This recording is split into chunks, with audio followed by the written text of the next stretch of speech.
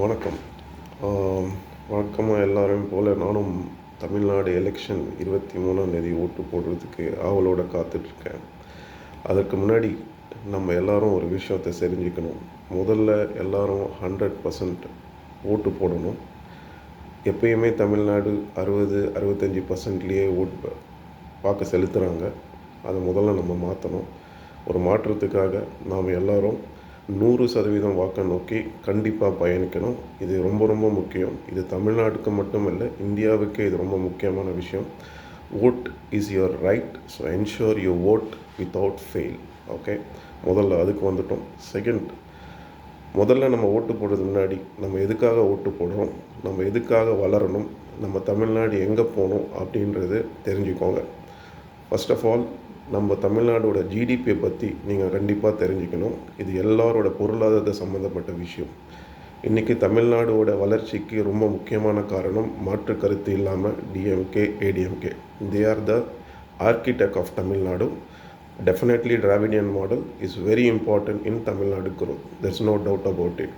ஆனால் இன்றைக்கி நம்மளுடைய ஜிடிபியை பார்த்திங்கன்னா 9% தான் இருக்குது.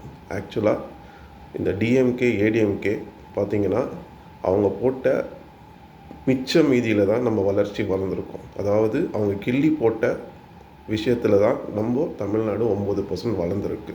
ஆக்சுவலாக we are the second largest economy in India after Maharashtra. அப்படின்னா 9%ன்றது அவங்க கிள்ளி போட்டதால் 9%ஆகவே நிற்கிது. அது 14% எட்டி இருக்கணும். இந்த சமயத்தில் கிட்டத்தட்ட நம்ம பொருளாதாரம் பார்த்திங்கன்னா இந்த லார்ஜஸ்ட் இண்டஸ்ட்ரீஸ் பார்த்திங்கன்னா ஆஃப்டர் மகாராஷ்டிரா தமிழ்நாடு தான். ஸோ ஜென்ரலி இது ஒரு முக்கியமான விஷயம். இது அன்எம்ப்ளாய்மெண்ட் சம்மந்தப்பட்ட விஷயம். அதாவது முதல்ல ஜிடிபி தெரிஞ்சுக்கிட்டீங்க.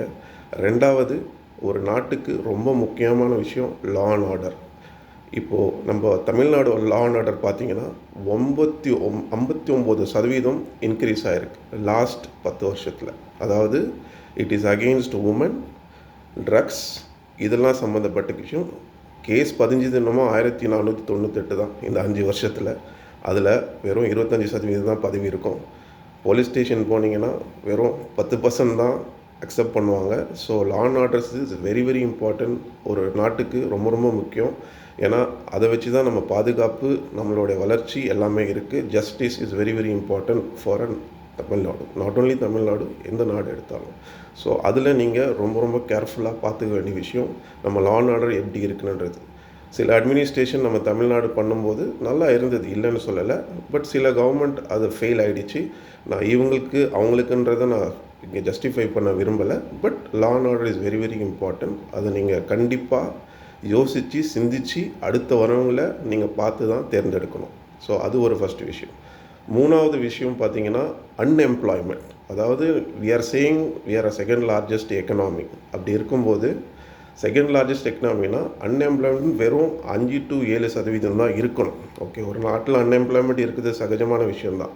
பட் அது 35% வரைக்கும், even though we say second largest economy, அது 35% இன்க்ரீஸாக இருக்குன்னா which is very very bad. அதாவது நம்ம இளைஞர்கள் தவறான பாதையை நோக்கி போயிட்டுருக்காங்க. அன்எம்ப்ளாய்மெண்ட், நீங்கள் எம்ப்ளாய்மெண்ட் கொடுத்தா தான் அவன் சரியான பாதையில் போவான், கரெக்டான அவனுக்கு ஒரு கெரியர் பாத் கிடைக்கும். அப்படி இருக்கும்போது அந்த அன்எம்ப்ளாய்மெண்ட் இன்க்ரீஸ் ஆக ஆக தவறுகள் நிறையா நடக்கும் நாட்டில்.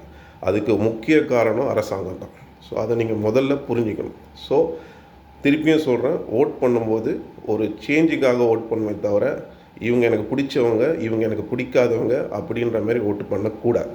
அதுக்காக நான் புதுசாக வரவங்களுக்கு ஓட் பண்ணுங்க நான் சொல்லலை. But we need a change. அப்படி இருக்கும்போது புதுசாக வரவங்களுக்கு சில சதவீதம் கம்பேர் பண்ணி பார்க்கும்போது கிட்டத்தட்ட புதுசாக இப்போது கட்சி ஆரம்பித்தவங்க பார்த்திங்கன்னா ஆல்ரெடி 25% ஓட் ஷேர் அவங்களுக்கு கருத்து கணிப்புன்னு மட்டும் இல்லை, ஜென்ரல் பேஸே அவங்களுக்கு வந்திருக்கு. ஸோ இதுக்கு ஒரே ஆப்ஷன் என்னென்னா, நீங்கள் போய் ஓட்டு போட்டால் மட்டும்தான் அந்த 65% நீங்கள் 80% இல்லை 90% ஆக்கினீங்கன்னா தான் ஒரு பர்டிகுலர் கட்சி 50% டச் பண்ணால் மட்டும்தான் ஒரு கவர்மெண்ட்டை ஃபுல் ஸ்விங்கோட ஃபார்ம் பண்ண முடியும். அப்படி இருக்கும்போது every individual who has a right to vote should vote. So இதுக்குன்னு நீங்கள் டைம் ஒதுக்கி ஒரு அரை ஹவரோ ஒரு நாளைக்கு நீங்கள் என்டையர் டே இருக்க போகிறதில்ல. ஸோ அந்த அரை hour is very important for a change. So ensure நீங்கள் விடிய காலையிலேயே போய் உங்கள் ஓட்டை நீங்கள் கண்டிப்பாக பதிவு பண்ணணும். ஸோ அது என்னோடய தாழ்மையான வேண்டுகோள். ஏன்னா இது எனக்காக மட்டும் பேசலை, என்னுடைய வருங்கால சங்கதிகளுக்காக நான் இதை சொல்கிறேன் உங்களுக்கு. ஸோ உங்களுடைய ஃபேமிலி, உங்களோட பொருளாதாரம், இது எல்லாமே நீங்கள் அடுத்த தேர்ந்தெடுக்க போகிற கவர்மெண்ட்டை பொறுத்து தான் இருக்குது. ஸோ என்ஷூர் இந்த முக்கியமான விஷயங்களை நீங்கள் தெரிஞ்சுக்கிட்டு ஓட் பண்ணணும். அதேமாரி காசுக்காகவும் விலையை போகாதீங்க. ஏன்னா every vote is matter of a change. So அப்படி இருக்கும்போது 5000க்கோ 2000க்கோ நீங்கள் விலை போனீங்கன்னா திருப்பி நீங்கள் தமிழ்நாட்டை பின்னோக்கி தான் தள்ளிட்டு போகிறீங்க. ஸோ அதை நீங்கள் மைண்டில் வச்சுக்கோங்க. ஸோ அதுக்காக புதுசாக வரவங்களுக்கு நீங்கள் ஒரு ஆப்பர்ச்சுனிட்டி கொடுன்றது நான் கேட்டுக்கொள்கிறேன். ஆனால் அதேமாரி அவங்க சரியான பாதையை நம்மளை எடுத்து போவாங்களா? அதாவது நம்ம தமிழ்நாட்டில் எனக்கு தெரிஞ்சு காமராஜர், எம்ஜிஆர், இந்த மாதிரி நிறைய நல்ல தலைவர்கள் வந்தாங்க. அதுக்கப்புறம் சில விஜயகாந்த்னு ஒருத்தரும் வந்தார், அவரை நம்ம தவற விட்டுட்டோம்.